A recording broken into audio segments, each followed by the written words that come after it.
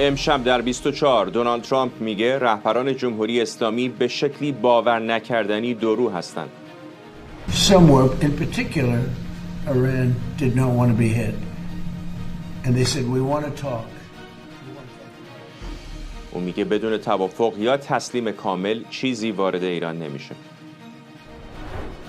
دعوت پاکستان از عراقچی برای سفر به اسلام آباد در اولین فرصت. همزمان مجلس خبرگان بر بیفایده بودن مذاکره با واشنگتن گفته و بر گرفتن انتقام تاکید داره. و ادامه حملات جمهوری اسلامی به اقلیم کردستان عراق. ارتش ایران میگه 14 عملیات زمینی در سلیمانیه و اربیل انجام داده. از استودیوی ایران اینترنشنال این 24 است با فرداد فرهزاد. بینندگان ایران اینترنشنال در ایران و سراسر جهان سلام و وقت بخیر. در همین ابتدای برنامه اجازه بدید بریم به کاخ سفید. رئیس جمهوری آمریکا دونالد ترامپ داره حرف میزنه. در حین صحبتاش اشاراتی هم تا این لحظه به ایران داشته، با هم بشنویم. Areas where they cut it and ripped it. But there's a tape, and Jesse Waters, by the way, did a whole big thing on it. There's a tape that's out there that I posted on Truth, where you have people leaning over the side. The weakest part is of the flexibility. You know, it moves. خب متاسفانه در این لحظه هنوز ترجمه همزمان نداریم. حرف خاصی هم در این لحظه در مورد ایران نزد. به محضی که در مورد ایران نکته جدیدی بگه حتما شما رو هم در جریان میذاریم. رئیس جمهوری آمریکا با دورو خواندن رهبران جمهوری اسلامی گفته اونها از یک سو درخواست دیدار دارن و از سوی دیگه مذاکره با آمریکا رو انکار میکنن. به گفته دونالد ترامپ تنگه هرمز تحت کنترل نیروی دریایی این کشور قرار داره و هیچ محموله‌ای بدون توافق یا به گفته او تسلیم کامل عبور نمیکنه. دونالد ترامپ در این حال دقایق پیش گفت تهران برای جلوگیری از حمله سنگین آمریکا با واشنگتن تماس گرفته و خواهان مذاکره شده. خواسته ای که به گفته او توسط عربستان سعودی، امارات و قطر هم مطرح شده.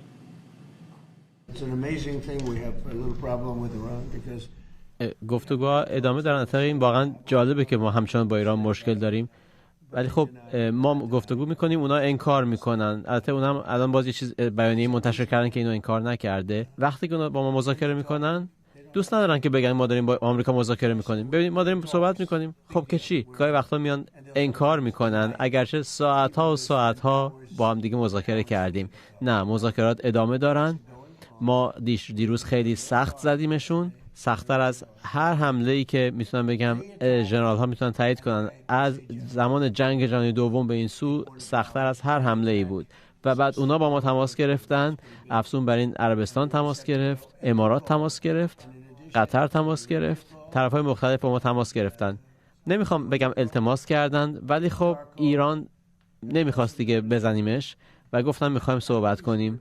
میخوام راجع به تنگه صحبت کنیم، ولی مهمتر اصلا از نقطه نظر من میخوایم در مورد هسته‌ای زدایی ایران صحبت کنیم، برای اینکه اصل کار همینه، دلیل کار من همینه و این کار رو 50 ما میگیم 47 سال، در واقع 3 سال گذشتن. بنابراین 50 ساله که دیگر رؤسای جمهور باید یک کاری میکردن یا دیگر کشورها. خبرنگارمون سمیرا قرایی از کاخ سفید به ما پیوسته. سمیرا، رئیس جمهوری آمریکا به نظر غافلگیر، متعجب از رفتار دوگانه جمهوری اسلامی، ولی خیلی‌ها شاید از تعجب او تعجب بکنن، چون رفتاری است که در این مدت از جمهوری اسلامی تقریبا همه جهان دیده و میشناسه. تعجب اگر دفعه اول بود یه مقدار قابل باور بود. این دفعه اول نیست که آقای ترامپ میگه که مقام‌های جمهوری اسلامی پشت پرده به ما گفتن که بیاین صحبت بکنیم، در تماسیم، ساعت‌ها میشینیم صحبت میکنیم، ولی میرن و میگن که هیچ صحبتی در کار نیست. عین همین اتفاقات دفعه پیش هم که قرار بود یک حمله بزرگ ترتیب داده بشه و بعد آقای ترامپ اون حمله رو لغو کرد و گفت مذاکرات در جریانه، عین همین تعجب رو کرده بود و یک مقدار بعدتر در یک سفرهای اروپایی هم که داشت وقتی باهاش صحبت می‌کردند راجع به این که چرا الان داری به جمهوری اسلامی سخت می‌گیری، چون بالا پایین زیادی شده بود. اون روزی بود که آقای ترامپ سخت گرفتاد به جمهوری اسلامی و صحبت از حملات گسترده میزد و گفتش به این خاطر که تو الان اونها رو نمیشناختم، از اینجا به بعد شناختم. ولی باز همچنان امروز در تو سوشال داره میگه که اینها به شدت درو هستند، دروغگو هستند، یاوه‌گویی میکنن راجع به تنگه هرمز.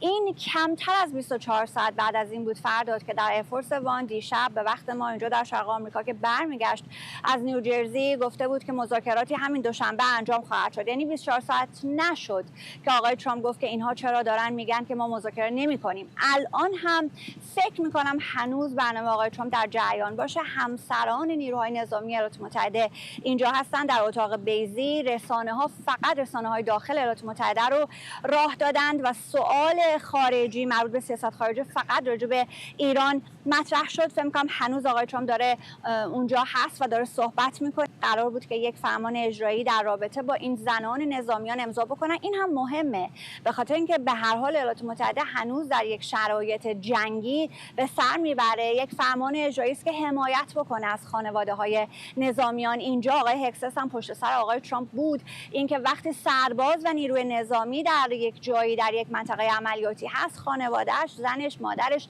اینجا در شرایط خوبی باشن به لحاظ مالی و خیالشون راحت باشه. این یک فرمان اجرایی تازه است با مفاد مختلف، یک منفعت‌های مالی داره که آقای ترامپ امضاش کرد. در همین جلسه راجع به ایران ازش پرسیدن که مردم آمریکا چه فکر بکنن که هی هر بار میگه یک حمله بزرگی رو انجام خواهم داد و بعد این کارو نمی‌کنی. گفت باید خیلی هم قدردان باشن که من این حمله رو انجام نمیدم و برای چی باید منتظر انجام یک حمله عظیم بعد از جنگ جهانی دوم بی سابقه باشن که تعداد زیادی آدم در اون جان خودش رو از دست بده. این رو شب گذشته هم گفته بود مایل نیست که تعداد زیادی آدم جان خودشون رو از دست بدن. راجع به تنگه هرمز سوال مهمی پرسیده شد که آیا قراره که مجانی عبور و مرور صورت بگیره که آقای ترامپ گفت که اولا کنترل تنگه هرمز به کل دست ماست.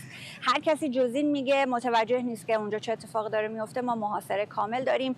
ماییم که اجازه میدیم کی بره و کی نره و هیچ گونه هزینه‌ای هم نباید دریافت بشه. یک نکته مهم که این صحبت رو الان داره بحث فرداست. آقای ترامپ میگه تا فردا وقت دارن جمهوری اسلامی که راجع به تنگه هرمز یک داستانی رو با عمان به نتیجه برسونن. در واقع داره یک فاز اولیه تعریف میکنه، فاز بازگشایی تنگه هرمز که منابع رسمی و گمنام دارن میگن که یکی از شرط‌های ایالات متحده این بوده که جمهوری اسلامی و عمان برن با هم راجع به تنگه هرمز به یک نتیجه برسن، بعد ایالات متحده وارد مذاکرات بشه.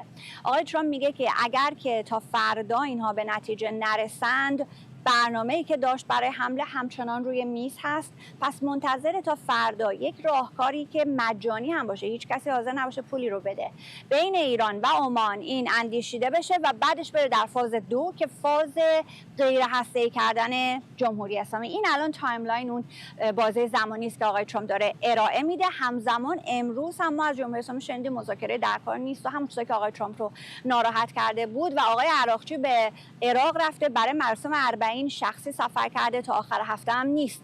ولی همزمان ما شنیدیم که هم با بوسعیدی عمان تلفنی صحبت کرده، هم با اسحاقدار پاکستان تلفنی صحبت کرده. مشخصا اسحاقدار بهش گفته هر چه سریعتر بیا اسلام آباد و بوسعیدی عمانی ها هم گفته که راجع به تنگه هرمز هر چه سریعتر اینها باید یک ابتکاری رو بیاندیشن. ممنونم از تو همکارم سمیرا قرایی از داخل کاخ سفید در واشنگتن. در ایران در ادامه مواضع دوگانه در قبال مذاکره با آمریکا، هیئت رئیسه مجلس خبرگان با حمایت از مواضع رهبر جمهوری اسلامی اعتماد به آمریکا را سراب خونده و بر ادامه انتقام و خونخواهی تاکید کرده. در مقابل محمد جواد ظریف وزیر خارجه پیشین جمهوری اسلامی هشدار داده ادامه تنش و بسته ماندن هرمز میتونه اجماع جهانی علیه تهران ایجاد کنه. آرام اسلامی استاد علوم سیاسی کالج مونتگومری از مریلند و همکارم علی شیرازی از لندن با ماست. علی، شبیه یک برزخی است که هی یک طرف میره و دوباره باز میگرده. یعنی به نظر میسه که این سناریو رو، این فیلم رو تا الان فکر میکنم 40 بار ما دیدیم که آقای ترامپ میگه قرار است به شدت حمله بکنم، داغان بکنم، نابود بکنم، دوباره میگه که داریم با طرف ایرانی مذاکره میکنیم و دوباره هفته بعد برمیگردیم سر جای اول. خب به نظر میرسه که هر دو طرف با نگاه کردن به شرایط خودشون دارن در مورد اینکه مذاکره بکنن یا نکنن تصمیم گیری میکنن. در طرف جمهوری اسلامی اون چه مشخص و مسلمه اینه که جمهوری اسلامی نه به دنبال توافقه، نه به دنبال یک درگیری گسترده است. یعنی همین جوری که هست 4 تا نفتکش رو بزنه، چند تا موشک به کشورهای منطقه بزنه، آمریکا بیاد مثلا چند دور حملات انجام بده، یه جاهایی رو بزنه بره و بعد دوباره بره بگه میخوام مذاکره بکنم و در واقع چند روز این عملیات رو هم از طرف خودش هم از طرف آمریکا متوقف کنه. دلیل هم داره. دلیلش اینه که اگر جمهوری اسلامی بخواد وارد توافق و تفاهم با آمریکا بشه، بعدش باید بیاد مسائل و مشکلات داخلی خودش رو حل کنه. مثلا به عنوان نمونه الان مجتبی خامنه‌ای 5 ماهه که رهبر شده، اما هیچ اثری ازش هیچ جا نیست، حتی یک عکس، یک صوت، یک فیلم هیچ جا ازش نیست. خب بعد از اینکه تفاهم بشه، توافق بشه، دیگه نمیتونه پنهون بمونه، باید بیاد و باید برای در واقع مشکلات کشور راهکار بده. حالا این در حالیه که ما میدونیم در داخل خود جناح‌های حکومت سر این که اصولا او باید رهبر میشد یا نمیشد، حتی در میان خود اعضای خبرگان هم بحث‌های مطرح بود. خب میدونیم که با فشار سازمان اطلاعات سپاه مجلس خبرگان قبول کرد اون رو به خاطر شرایط اضطراری کشور به رهبری برسونه. حالا اگر او به صحنه بیاد و عملکردش به گونه‌ای نباشه که بتونه کشور را از مشکلات در واقع خلاص کنه، خب هم طرف حساب مردم، هم طرف حساب جناح‌های دیگر حکومت. از طرف دیگه اعتراضات در داخل کشور همین الان هم شروع شده.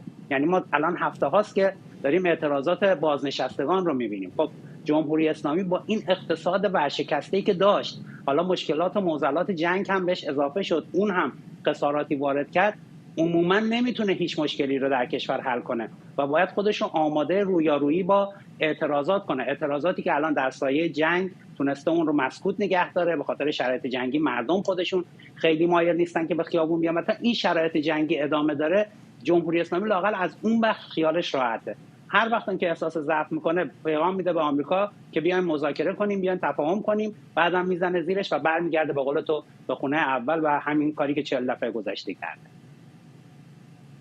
آقای حسامی، ولی اگر یک راه حل سخت افزاری آمریکا داشت، گمان میکنم تا الان استفاده میکرد. اینطور نیست؟ به نظر میرسه که اونها هم چالش‌های زیادی دارن که در این برزخ نگه داشتن وضعیت رو. کار نظامی بود تا حالا انجام شده بود. اگه راهکار دیپلماتیک هم اگه قرار بود باشه تا حالا انجام شده بود. اگر صحبت‌ها رو بذاریم کنار، یعنی جایی که یک پیامک از طرف دونالد ترامپ بازار نفت و بورس رو تکون میده، مخاطب اینا رو بذاریم کنار، واقعیت هم این است که مسئله تنگه هرمز الان چالش بزرگ برای آمریکاست، نه چیز دیگه. و اینجاست که توی مخمسه گیر کردن. اگر اونی که گفته میشه درسته و به نظر میاد درسته که محمد بن سلمان این زنگ زده با ترامپ صحبت کرده، این نشانگر این است که کشورهای منطقه هم این گسترده شدن این جنگ رو نمیخوان و جمهوری اسلامی الان داره از این مسئله استفاده میکنه. هم پزشکیان هم بقایی امروز باز گفتن مسئله ما با عمان هیچ موقع نبوده راجع به تنگه هرمز، مسئله ما با حمله اسرائیل و آمریکا به ما بوده و این است که ما درسته که نمیخوام این حرف پزشکیان منطقه به جنگ کشیده بشه، گسترده بشه، اما از تمامیت ارضی و منافع ملی کوتاه نمیان. اینجا بقایی هم داره میگه من درسته سخنگوی وزارت امور خارجه ام، اما به نظر میاد سخنگوی در زمان جنگ دارم این کارو میکنم، بنابراین موضوع دیپلماسی نیست، موضوع ما در جنگیم. بنابراین من اینو اینجوری میبینم اگه راه حلی بود انجام میداد. یه چیز دیگه هم اضافه کنم، فشارهایی که روی ترامپ هست، هم از نظر اینکه مردم 70% آمریکایی‌ها باور ندارن این جنگ درستیه و بایستی ادامه پیدا کنه و چون انتخابات هم پیش رو هست، این فشار روی دونالد ترامپ وجود داره. حالا بعد از نوامبر یه بحث دیگه، اگر نتیجه انتخابات چه ببرن جمهوری‌خواه چه ببازن، به نظر من عوض میکنه بازی رو. اما تا امروز درست میگی، راهکار نظامی هم نیست، راهکار دیپلماسی هم الان باز شل کنسف کنه. من فکر نمی کنم که جمهوری اسلامی در این مقطع زمانی با اون دستشو نشون داده دیگه، یعنی اهرم فشارش کشورهای منطقه و ناامنی، از طرفی هم حوثی‌ها دارن وارد میشن، هم اوکراین، هم مصر، یعنی داره گسترده میشه. این گسترده شدن در واقع برای آمریکا اصلا مطلوب نیست، برای اروپا هم مطلوب نیست، بنابراین باید یه راهکاری پیدا کنه.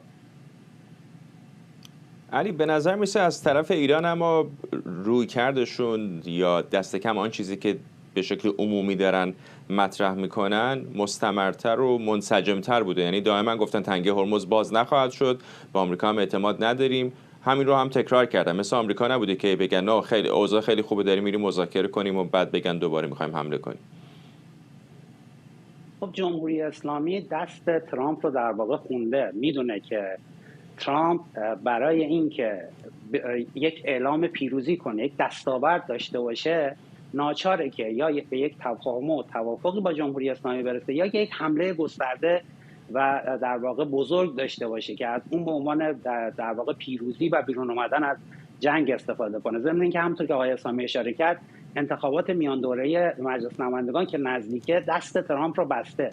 ترامپ بیشتر به دنبال اینه که با یک توافق به استقبال این انتخابات بره، نه یک جنگ گسترده که میتونه فشار رو بر اون بیشتر کنه. و جمهوری اسلامی دقیقاً این رو فهمیده، یعنی فهمیده در حال حاضر دو ابزار فشار مؤثر در اختیار داره که همین تنگه هرمز که علیرغم اینکه آمریکا میگه اختیارش دست ماست، اینطور نیست. چرا که جمهوری اسلامی اگر حتی اختیار کامل تنگه هرمز رو نداشته باشه میتونه اون رو ناامن کنه و همین ناامنی هست که باعث شده که کشورهای منطقه از ترامپ بخوان که به یک تفاهم و توافقی با جمهوری اسلامی برسه. و از طرف دیگه خب میدونه انتخابات نزدیکه و از این دو اهرم داره استفاده میکنه تا اونجایی که این رو به جامعه خودش و حتی جامعه بین‌المللی بقبولونه که من اصلا احتیاج به توافق ندارم، من میتونم همین شرایط رو تا سالها ادامه بدم، یک جنگ فرسایشی باشه که ما بزنیم آمریکا بزنه و همچنان تنگه هرمز ناامن بمونه و اقتصاد جهان در واقع در گروگان جمهوری اسلامی باقی بمونه.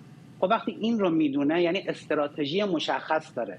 استراتژیش هم اینه که از این دو اهرم برای فشار بر ترامپ استفاده کنه. خب ترامپ به قول تو 40 دفعه تا حالا اومده گفته میزنیم، بعد گفته توافق میکنه. خب این وقتی تکرار بشه اعتماد افکار عمومی رو چه در داخل آمریکا چه در حتی ایران، یعنی مردمی که امید داشتن که بالاخره با این حملات جمهوری اسلامی ساقط بشه، از دست میره. یعنی میدونن که ترامپ نمیتونه به یک تصمیم نهایی برسه که آیا میخواد با اینها توافق کنه، بره توافق کنه، یا نه میخواد یک حمله گسترده در واقع به کار ببره. و خود جمهوری اسلامی هم اینو میدونه، ترامپ هم اینو میدونه. تا یک ابزار فشار نظامی گسترده بالا سر جمهوری اسلامی نباشه که اون رو وادار به تسلیم کنه، وادار به آوردن پای میز مذاکره و تفاهم کنه، این بازی موش و گربه برای سالها حتی میتونه ادامه پیدا کنه. و چون جمهوری اسلامی هم این رو فهمیده، از این اهرم استفاده میکنه، کشورهای منطقه رو هدف قرار میده، نفتکشا و کشتی‌ها رو در خلیج فارس میزنه.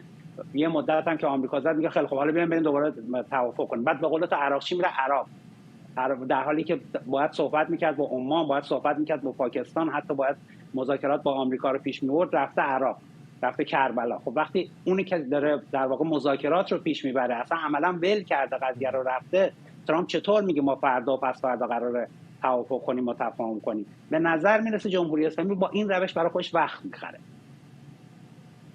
آقای حسامی، این بازی موش و گربه به قول همکارم علی، آیا فکر میکنید بعد از انتخابات اکتبر اسرائیل و مهمتر از اون شاید انتخابات میان دوره آمریکا در نوامبر هم ادامه پیدا میکنه یا اونجا یک تصمیم راسختری گرفته خواهد شد؟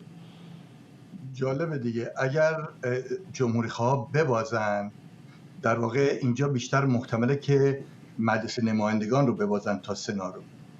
از نظر به اصطلاح خب اهرم فشاری که روی ترامپ خواهد بود از یه لحاظ کم میشه چون دیگه انتخابات تموم شده. اما یه انتخابات دیگه هم پیش روه، اونم انتخابات 2028 به اصطلاح ریاست جمهوریه که اینجا منافع مارکو روبیو با جی دی ونس فرق میکنه و هر کسی بتونه این راهکاری نشون بده، چون آمریکایی‌ها نمیخوان وارد اینو جدی بگیرید که 70% آمریکایی‌ها مخالف این جنگن.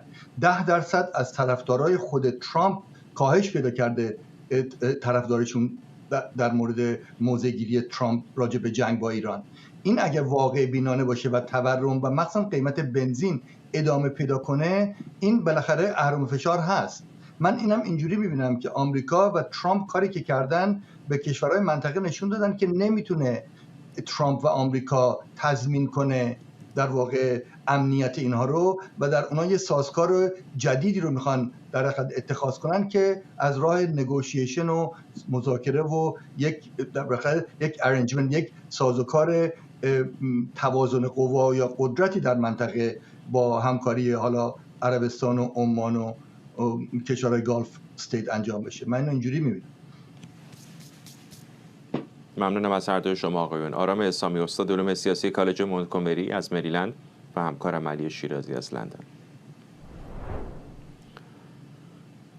ساعتی پیش فرمانده نیروی زمینی سپاه پاسداران در بازدید از مناطق عملیاتی شمال غرب ایران گفته جمهوری اسلامی در صورت خطای محاسباتی دشمنها و گروه‌های مخالف جمهوری اسلامی منطقه رو به گورستان اونها تبدیل میکنه. در همین حال مشاور فرمانده کل ارتش جمهوری اسلامی گفته نیروهای ویژه عملیات زمینی در سلیمانیه و اربیل انجام دادند. به گفته مجتبی جعفری در این عملیات شماری از مخالفان جمهوری اسلامی هم کشته یا اسیر شدند. این در شرایطی که در روزهای گذشته هم گزارش‌هایی از حملات پهپادی جمهوری اسلامی به اقلیم کردستان عراق منتشر شده، حملاتی که گفته میشه علیه مقرهای احزاب کرد ایرانی انجام شده. تکاوران تیپ 23 نهد ما 14 عملیات زمینی در سرزمین عراق، سلیمانیه و اربیل علیه مواضع ضد انقلاب انجام دادن. با موفقیت رفتن اونجا، نفرات رو نابود کردن، اسیر کردن و کارشون رو سالم انجام دادن، بدون تلفات برگشتن اومدن. خالد عزیزی، سخنگوی حزب دموکرات کردستان ایران به ما پیوسته. آقای عزیزی ممنونم که دعوت ما رو پذیرفتید. پیش از هر چیز میخوام اینو ازتون بپرسم. الان گزارش‌هایی هست از جمله از المیادین که نزدیک هم است به جمهوری اسلامی که میگه در همین عملیاتی که پیشترم اشاره کردم سوران محمدزاده فرمانده اطلاعات حزب دموکرات کردستان ایران هم ترور شده. میتونید آیا این رو تایید یا تکذیب بکنید و یه تصویری به ما بدید از وضعیت روی زمین؟ من فکر میکنم سخنانی که این فرمانده نظامی جمهوری اسلامی حالا داشتن، اینکه در داخل کردستان عراق به شیوه زمینی وارد شدن و علیه احزاب کردی عملیات میدانی کردند، حداقل تا اونجایی که به حزب دموکرات کردستان ایران مربوط است همچون اتفاقی مطلقاً وجود نداشته و مسئله اینکه در این اهداف نظامیشون بالاخره وارد منطقه شدن و اونجا ضرباتی به ما یا به بقیه وارد کرده باشن درست نیست و من اینو رد میکنم، به هیچ وجه صحت نداره.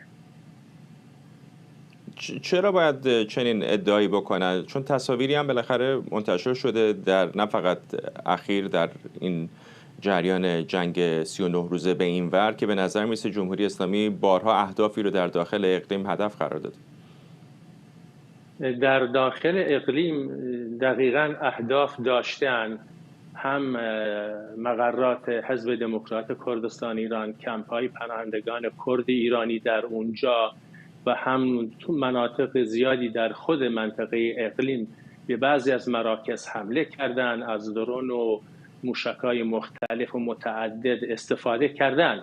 ولی ایشون که اشاره می‌کنن در داخل کردستان ایران عملیات زمینی انجام دادن، نیروهای جمهوری اسلامی وارد اونجا شدن و از عملیات‌های متعدد نام میبره، اینا درست نیستن. جمهوری اسلامی در عرض چند سال گذشته به مناسبت‌های مختلف سعی کرده همچون سناریوهایی رو درست بکنه و بیشتر سعی میکنه که افکار مردم ایران رو متوجه مرزهای کردستان ایران و عراق بکنه و به این شیوه بگه و به مردم تلقی بکنه که در خارج از مرزهای ایران در کردستان عراق کما فی السابق علیه جمهوری اسلامی توطئه‌هایی در کار هست و من فکر میکنم زمین سازی واسه اینه که بیشتر مناطق کردستان و ایران رو تبدیل به زون امنیتی بکنن و به حضور نظامی خودشون در این منطقه بیاسایند و در عین حال میخوان پیغام‌هایی به اقلیم کردستان عراق بفرستن که جمهوری اسلامی به این آسانی حضور آمریکا و بقیه و اونجا قبول نمیکنه. من فکر میکنم کل مسئله تابع همچون سناریوی هست که خودشون میخواهند ازش فیلم ها و تصاویر مختلف، صحنه های مختلف درست بکنن و این تصاویر و صحنه ها رو به مردم ایران نشون بدن که بعضی هاشون مطلقاً حقیقت نداره. ولی اگر همینطوری شرایط متشنج‌تر بشه و این آرایش نظامی سنگین‌تر بشه و حملات هم بیشتر بشه، آیا نگران نیستید که در یک مقطع شاید ناگزیر به رویارویی بشید با نیروهای جمهوری اسلامی؟ جمهوری اسلامی طبیعتاً در جریان جنگ با آمریکا مشخصاً در این اواخر بالاخره اهداف‌های بسیار زیادی در خارج از مرزهای ایران داشته، از کشورهای خلیج فارس گرفته تا اردن و عراق و کردستان عراق. پیشبینی همچون سناریوی تابع است از کل پروسه جنگ آمریکا و ایران. در شرایط فعلی من فکر می‌کنم تمرکز اونا بیشتر در خلیج فارس و مسئله تنگه هرمز هست، چون مسئله تنگه هرمز تبدیل به یک فاکتور بسیار جدی در چگونگی روند جنگ و صلح بین ایران و آمریکا هست. منتها بعضی مواقع سعی می‌کنند که مسائل امنیتی در کردستان، مسائل مربوط به احزاب کردستانی و حضورشان در کردستان عراق، این را هم به رخ مردم بکشن، یعنی مردم ایران رو متوجه بکنن که مرزهای شمال غرب کشور به قول اونا یا مرزهای کردستان ایران ناامن هستند. این یه توجیه هست برای حضور بسیار مداوم و مستمر خودشون در این منطقه، چون در این منطقه هنوز نگران هستند. جمهوری اسلامی معمولا سناریوهای خیالی در رابطه با ایران، حمله به ایران چه از طریق خلیج فارس چه از طریق کردستان ایران به کرات به مناسبت‌های مختلف اینو یادآوری میکنه به مردم. آقای عزیزی، از یک طرفی هم اقلیم کردستان در موقعیت بسیار دشواری قرار گرفته، از یک طرف خب نمیخواد روابط خصمانه‌ای طبیعتاً با ایران داشته باشه، همین الان هم زیر حملات اونها هست. از طرف دیگه خب خیلی از احزاب کرد در اونجا پناه گرفتن. خود آقای بارزانی که در مراسم ختم علی خامنه‌ای به ایران رفته بود کلی تعریف و تمجید کرده از رهبر پیشین جمهوری اسلامی. این شما رو در چه موقعیتی قرار میده وقتی میبینید جایی که مأمن گروه‌های مثل شما باید باشه، روابط این چنین حسنه هم همزمان با تهران داره و حتی از رهبرش تعریف و تمجید میکنن؟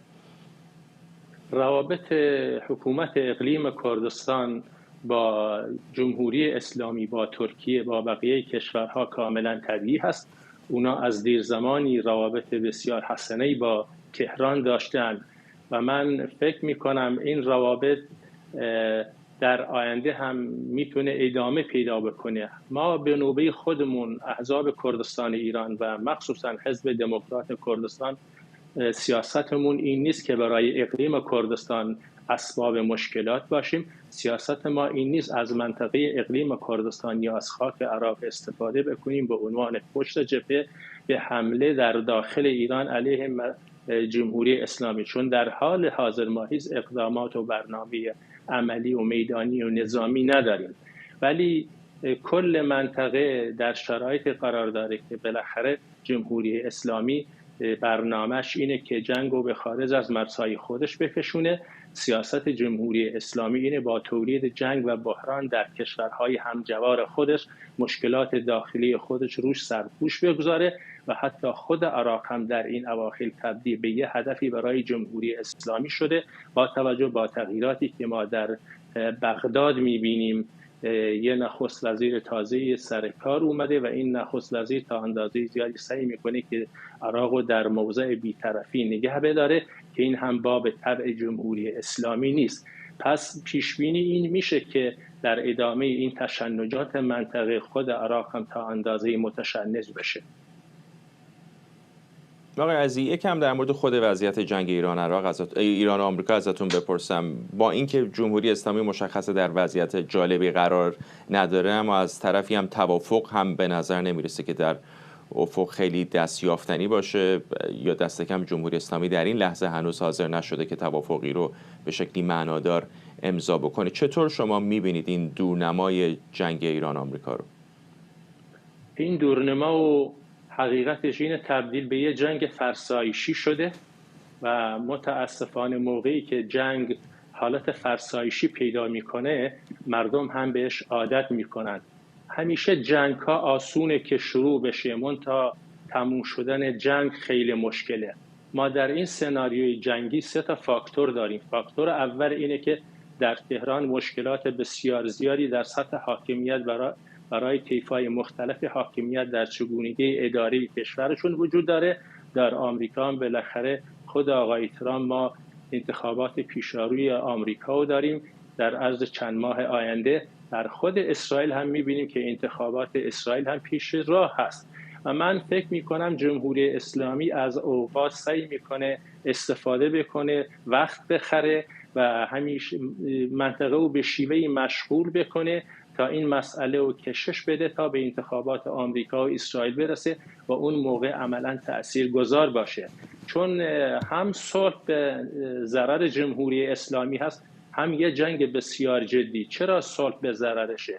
چون اون موقع دیگه مردم ایران بیشتر متوجه مشکلات میشن دیگه. اون موقع هست که سران جمهوری اسلامی در مقابل خواستهای مردم قرار میگیرن دیگه. اون موقع هست مردم متوجه میشن این بدبختی و فلاکتی که جمهوری اسلامی بر سر مردم آورده چقدر باعث ادامه پیدا بکنه. بنابراین جنگ و ایجاد بحران به نفع ادامه حیات جمهوری اسلامی هست. در حال حاضر تمرکز اصلی نظام جمهوری اسلامی اینه که بتونه این دوران بسیار بحرانی و با کمترین هزینه سپری بکنه و بعد بتونن که چطور میتونن در غیاب یا حضور مجتبی خامنه‌ای که هنوز معلوم نیست بالاخره بر سر رهبرشون چه بلایی به سرش اومده، تکلیفش چطور میشه، اینا موضوعات بسیار جدی هستند که جمهوری اسلامی رو با کل بحران و بنبست روبرو کرده و چگونگی نقطه خروجی از این بحران و بنبست رو در حال حاضر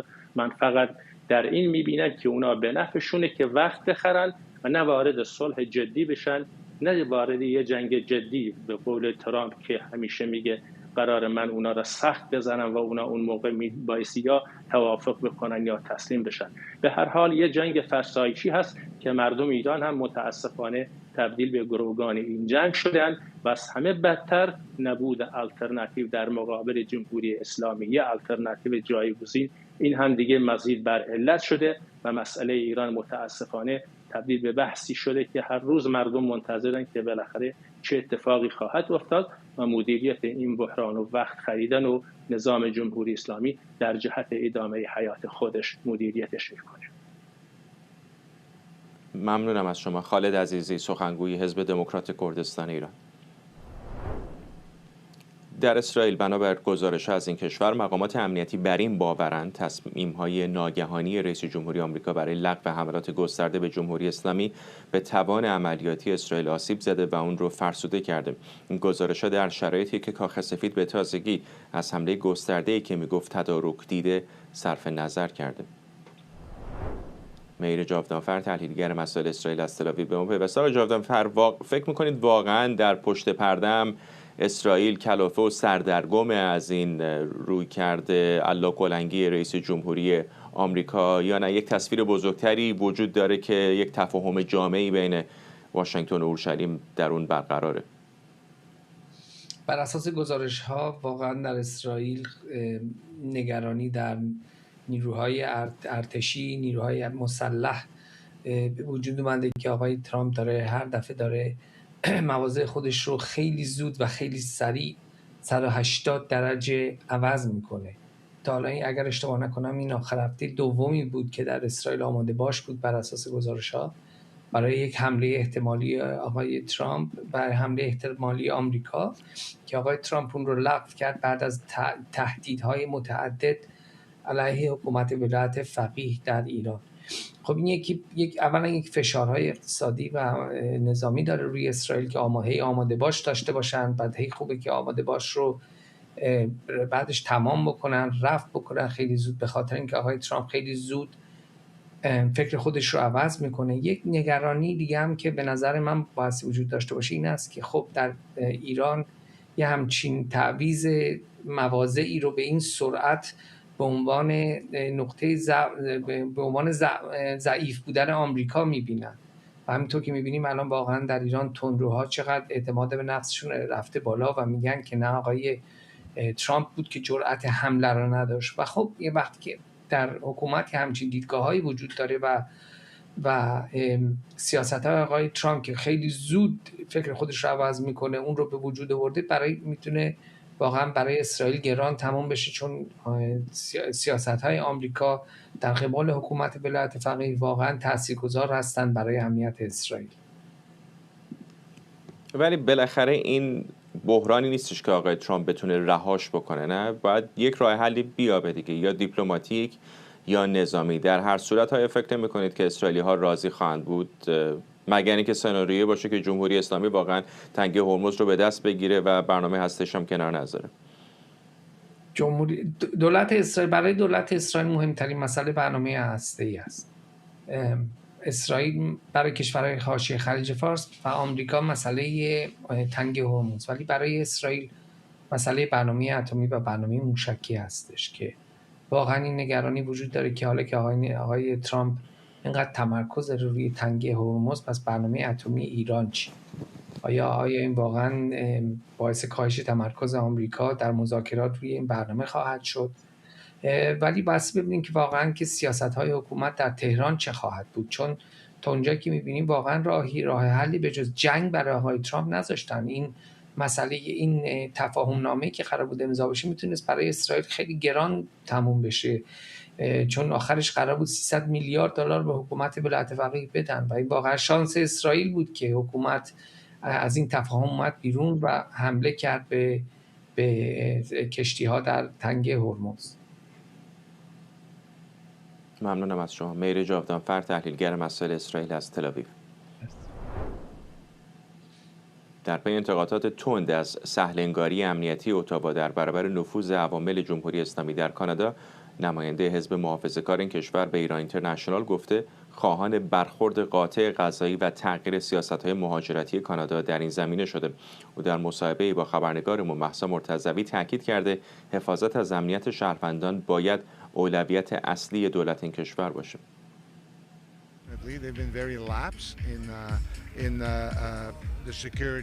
عوامل سپاه پاسداران باید غربال بشن. اصلا نباید اجازه ورود به کانادا بهشون داده بشه. ولی خب میان، وارد میشن، اون هم از طریق همین سیستم بیدر و پیکری که لیبرال ها راه انداختن. جای تأسف داره، چون یک تهدید برای کل جامعه محسوب میشن. به خصوص یک تهدید خاص برای کانادایی های ایرانی تبار. چون خب اونها اینجا هستن و مردم رو میترسونن. با تهدید کردنشون و با گزارش دادن وضعیتشون به ایران ارعاب ایجاد میکنن. خانواده های مردم اونجا توی ایران در خطرن. خیلی چیزها خراب شده و اشتباه پیش رفته. ما به دولتی نیاز داریم که تمرکزش روی این باشه که امنیت مردمی که توی کانادا هستن اولویت اول باشه. این اولین و مهمترین مسئولیت هر دولتیه. اینکه امنیت مردمش رو توی جوامعی که توش زندگی میکنن تأمین کنه. اما دولت لیبرال متاسفانه توی این زمینه کاملا کوتاهی کرده و به نظر هم نمیرسه که گوشش بدهکار باشه. مطمئن هستم که موضوع مزدوران اجاره‌ای در کانادا رو دنبال می‌کنید که از طرف جمهوری اسلامی برای شلیک به کنسولگری آمریکا افرادی رو استخدام کرده بودن. فکر می‌کنید دولت کانادا چه باید بکنه که یک بار برای همیشه ریشه‌ای بتونه این موضوع رو برطرف کنه؟ خب همه چیز از قانونگذاری شروع میشه. دولت‌ها قانون میسازن. خیلی مهمه که قوانین درست و مناسبی وضع بشه تا مطمئن بشیم کسانی که این جرایم رو مرتکب میشن مجازاتش رو بکشن و برن زندان. الان انگار یک جور کارت آزادی از زندان دارن. طرف امروز دستگیر میشه، فردا بیرونه.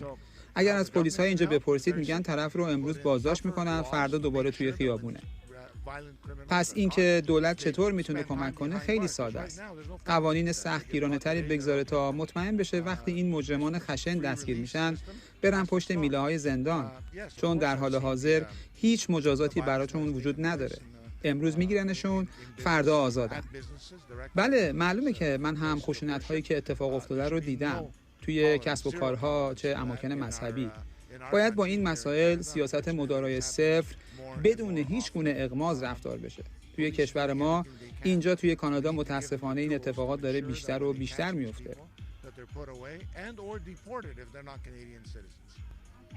طبیعیه که وجود نمایندگان جمهوری اسلامی در کشور کانادا نه فقط برای جامعه ایرانی کانادایی بلکه برای کانادایی ها هم میتونه خطر آفرین باشه. به نظر شما جامعه ایرانی کانادایی چه کاری میتونن بکنن تا دولت کانادا رو بیشتر آگاه بکنن نسبت به این خطرها؟ جامعه ایرانی داره هر کاری میکنه تا مردم رو آگاه کنه که این یک مشکله، اون هم یک مشکل بزرگ. اینکه یک نفر بپره پشت ماشین به قصد کشتن مردم و روز بعد آزاد بشه یعنی چی؟ واقعا مسخره است. آدم انتظار نداره توی کشوری مثل کانادا چنین چیزی ببینه. کشوری که سیستم قضاییش باید باعث حسادت دنیا باشه، اما ما ابزار لازم رو بهش نمیدیم تا وقتی این افراد دستگیر میشن برخورد مناسبی باهاشون صورت بگیره. بنابراین من معتقدم جامعه ایرانی داره کار درست رو انجام میده با زنده نگه داشتن این آگاهی رسانی. جامعه بسیار پویا و پرنشاطی هستند. کوتاه نیومدن و دارن میگن لطفاً کمک کنید. مشکل هنوز سر جاشه. رژیم هنوز توی ایران سر جاشه و تهدید همچنان وجود داره. هیچ چیزی تغییر نکرده. دولت لیبرال بالاخره بعد از فشارهای حزب محافظه‌کار سپاه رو توی لیست تروریستی گذاشت. اما همین. فقط گذاشتنش توی لیست و فکر میکنن کار بزرگی انجام دادن. این لیست هیچ معنی نداره اگه اقدام عملی پشتش نباشه. اونا باید دست به عمل بزنن. اگر واقعا میخوای بدونی، من معتقدم ما به تغییر دولت نیاز داریم. ما به یک دولت محافظه‌کار نیاز داریم که بیاد سر کار، توی برخورد با جرایم جدی و قاطع باشه و قوانین لازم رو وضع کنه تا به پلیس ابزار بده تا این دیوانه ها رو بفرسته پشت میله های زندان. Be tough on crime and put in the laws that should be in place to give the police services the tools to be able to keep these maniacs behind bars. گفتگوی یکی از قانونگذاران محافظه‌کار پارلمان کانادا بود با همکارم مهسا مرتضوی. پارلمان ترکیه این هفته بررسی چارچوب حقوقی خلع سلاح و انحلال PKK رو آغاز میکنه. قراره در این طرح شرایط اعضای زندانی یا خارج از ترکیه هم به صورت مورد بررسی قرار بگیره. جزئیات بیشتر از همکارم نرگس هورخش.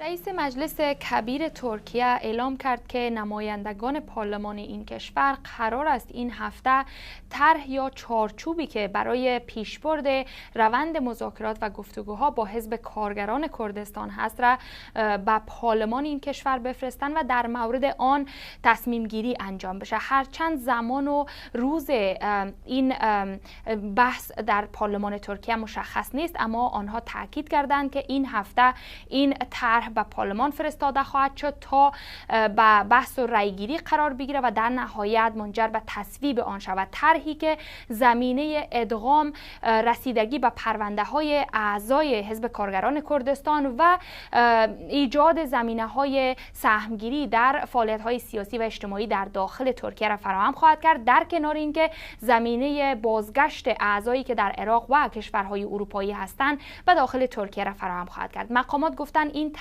طرح عفو عمومی نخواهد بود و نهایی شدن آن بسته به تصمیم نهادهای امنیتی و قضایی ترکیه دارد که اطمینان حاصل کنند از انحلال کامل حزب کارگران کردستان. این طرح در حال به پارلمان فرستاده میشه که در کمتر از یک ماه گذشته برای دومین بار هیئت‌های نزدیک به حزب کردها در پارلمان این کشور به دیدار عبدالله اوجالان رهبر زندانی حزب کارگران کردستان به زندان امرالی در استانبول رفتند و او هم به گفته رسانه‌ها از فرستادن این طرح به پارلمان استقبال کرده. طرحی که در گذشته اعضای پارلمان نزدیک به کردها از کندکاری در آن انتقاد کرده بودند و دولت را متهم کرده بودند به آهسته پیش بردن این روند. اما حالا به نظر میرسد مقامات دولت ترکیه کار خودشان را سرعت بخشیدند و در تلاش هستند که این طرح را به تصویب برسانند و در نهایت زمینه انحلال کامل حزب کارگران کردستان فراهم بشود. و به این ترتیب میرسیم به پایان برنامه 24 امشب. برنامه رو کمی دیرتر میتونید در یوتیوب ایران اینترنشنال دوباره ببینید.